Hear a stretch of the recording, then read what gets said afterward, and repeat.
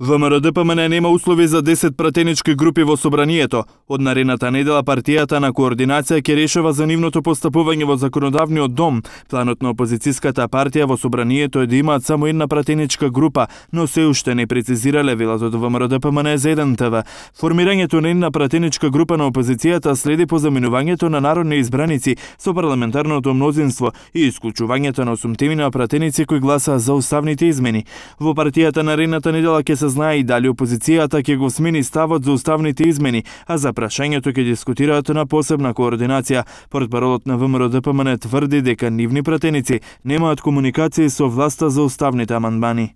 На вчерашната координација се договорени дел од активностите кои што понатаму ќе бидат преземени од пратеничката група на ВМРО-ДПМН и ВМРО-ДПМН како политичка партија. Контакти со власта во таа насока нема.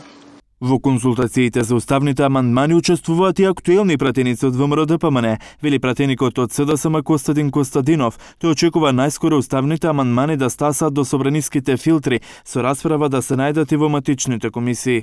Секако разговараме како колеги за тоа што би се случило доколку овој процес пропадне. Разговараме за алтернативите, дали постојат, и апсолутно ве уверувам дека никој не знае друга алтернатива освен интеграција на државата во Европската унија и НАТО.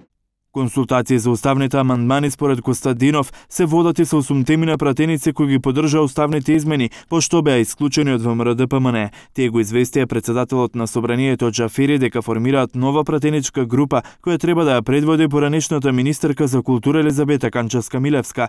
Новата пратеничка група најавува дека ќе делува опозицијски. 8 пратеници побараа формирање на собраниско тело за помирување, на кое треба да седнат шефовите на пратеничките групи, тројца народни избраници и Џафери.